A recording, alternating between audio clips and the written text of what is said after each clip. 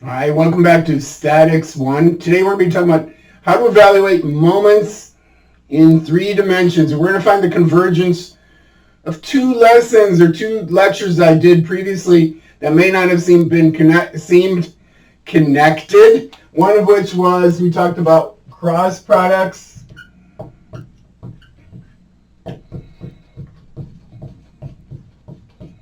And I said if you had 2 vectors,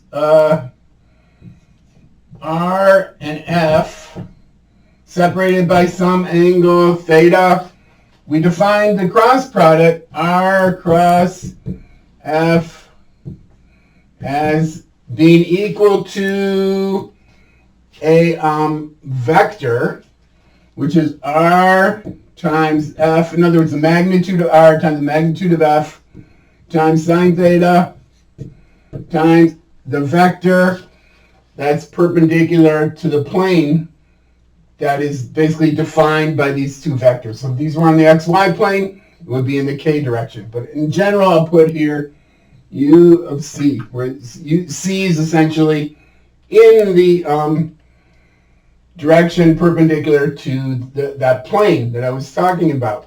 And we also talked about how you would evaluate this, and we said r across f equals, you might remember we had like this thing called a determinant. We write I, j, k vector, and then we're going to write rx, ry, rz, and we're going to write fx, fy, fz. And it was this complicated kind of noodle-shaped evaluation, I times that one, minus that one, times that one, and so on and so forth. And you need to remember how actually to do that. So kind of go back in your notes and look at that. So that was one lesson. The other lesson we talked about was about moments. And we said if we have a moment arm, in other words, a wrench. Can I draw a wrench? I can. Here's a bolt. So we're going to evaluate the moment at that location. And if we have some force like this, and we have the angle between our moment arm and our force, we know that, and if this distance is r, you may see some like similarities, and those are in fact going to be very plain in a minute, that the result of that moment is going to be equal to the moment. In fact, it is also a vector, and it's equal to r times my force, that length, times the magnitude of the force, times sine theta. Aha! Because it is a moment, it's going to be perpendicular. So if it's xy plane, then it will be a k vector. In general, we'll just write u of c. So it's a unit vector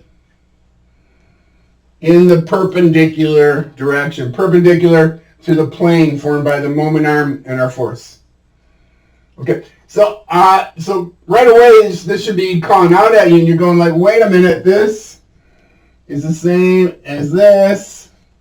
Yes, that's true. And in fact, the moment can always be evaluated. If we know r and f in Cartesian coordinates, we can always evaluate this moment using this type of relationship. Okay, so that's what we're going to do, and that's essentially the result that I wanted to prove. And what else do I need to say about it?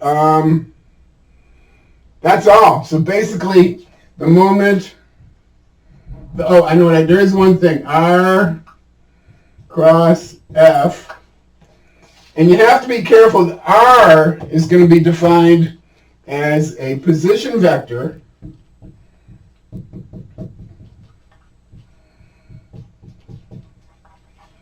Okay, we know what a position vector is, right? Just a vector that describes the relative location, 2 points. And it's going to go from the point where you're evaluating the moment, from the point where moment is evaluated. Okay, so it's going to be from this point. So if this is point O, it's going to go, that position vector is going to start here, and it's going to end here on the line of action. And the interesting thing is that it can be anywhere. You can draw any position vector as long as it hits somewhere, some point on this line of action. So you could define a value of R here. Obviously, oh yeah, you could do that here. R, you can put R here, you can put R here, as long as it goes from this point to somewhere on the line of action. So the 2 point somewhere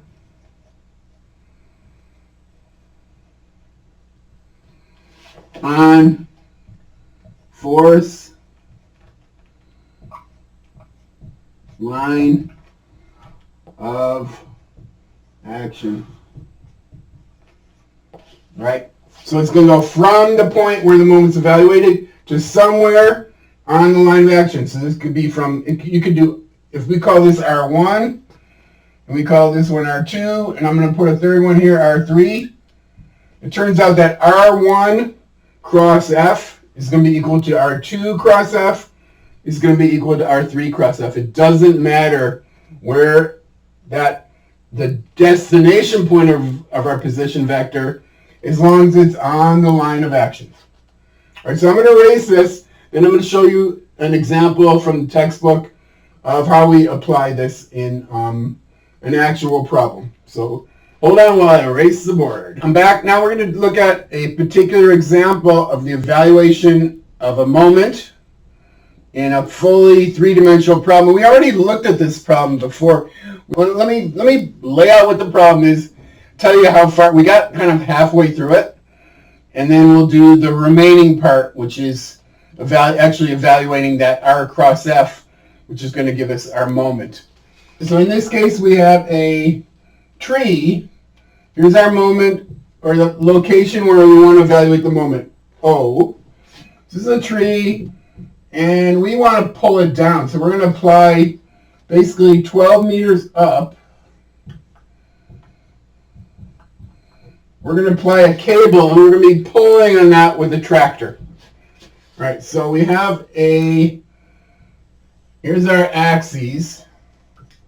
So again, X, Y, here's our Z axis coming out this way, and our tractor is, let me make sure I get this right. Our tractor is sitting over here, and it's 4 meters in this direction, 4 meters from the y-axis, and it was 12 meters in this direction from our x-axis. This is a tractor.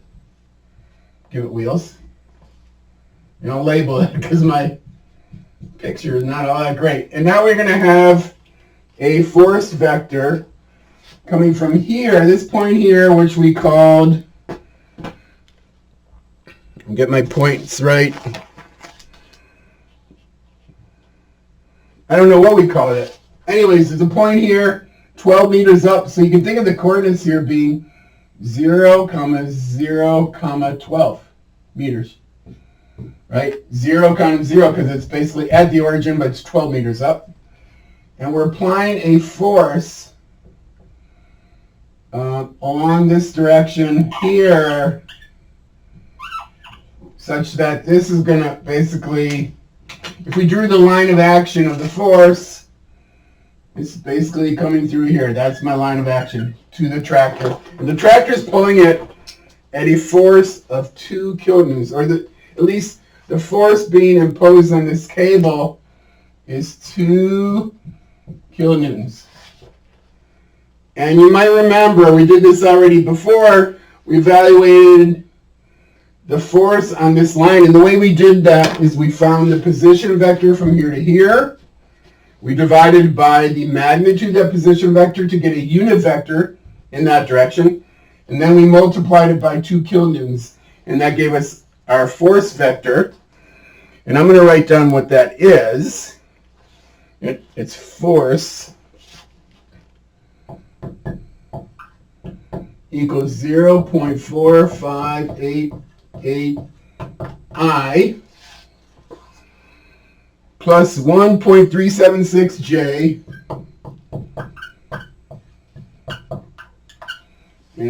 minus 1.376 K. Let's see if that makes sense. So we have a positive value in the x, so we're going in the positive x direction and the positive y direction. I like it.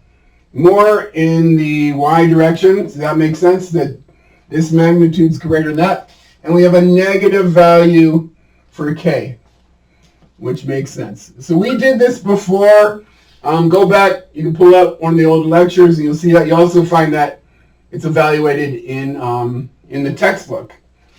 So now the question is, and so that's F, and we know that the moment is going to be equal to R cross F, where R is a position vector, and it goes from, remember this, from the point where you're evaluating the moment, that point right there, to our line of action.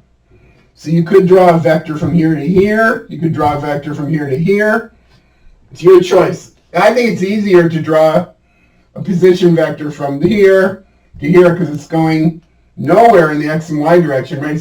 That's basically staying the same, but it's going up 12 meters. So I'll just write, well, let me do it in a more formal way. This is coordinates of 0, 0, 0.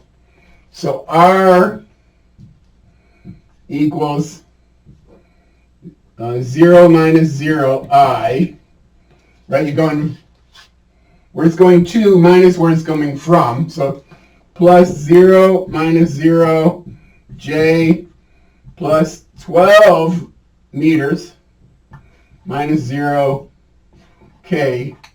So it's equal to 12 meters K. Oh, and this was missing. Is that Newton? Kilonewtons. This was kilonewtons.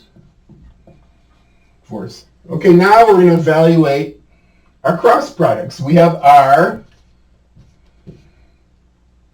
Here we have R as a vector. Here we have F vector. And now we're going to evaluate the cross product to find the moment. So it's this is the point. It's a little bit of memorization to know how to do that determinant. But it's basically turn the crank. We've done all the sort of hard conceptual thought process. So how do we do this? Equals R cross F. We write our determinant here, and we write I, J. I'm going to make it a little bigger because these are kind of long numbers. And then I'm going to put in my R vector, so the I and J of my R vector are 0. So you put a 0 here, and a 12 here. And now I'm going to put in my F vector down here, and hopefully I'll be able to fit it. 0.4588. Ready to take that value, put it here, 1.376, and 1.376. Perfect, it fits. And now we evaluate our cross product, and it's going to be I times 0 times that, which is 0, minus 12 times 1.376. So moment equals, I'll write it all out, 0 minus 12 times 1.376 I, and then we're going to write minus, now we're going to do the J component. J times that one, 0. Minus this one times that one. So minus 12 times 0.4588 J. And now we're going to do the K values. And what you're going to see is an interesting thing, which is a K. That one times that one, 0. Minus that one times that one, 0. So there is actually no K component. And if you'll allow me, I'll just write 0K. And so that's the result. All we got to do is evaluate the numbers, and we'll see what we get, which is 16.5, negative 16.5, negative 16.5 I plus 5.5 J, and this is in newtons, kilonewtons, meters. Okay, so that's the result. This is the moment equals negative 16.5 I plus 5.5 J in kilonewton meters. And so this shows you how you can evaluate if you have a 3D problem and you have a position vector from your point of origin to your line of action, you have the force, and you have both the position vector and the force in Cartesian coordinates or Cartesian form, then you can always, if you want to evaluate the moment, you just say that moment equals R cross F, write it out as a determinant, and evaluate that, and you can get your result. So that's how you do the evaluation of moments in 3 dimensions. And you should email me if you have any questions, and I will see you at our next class date. So see you then. Bye.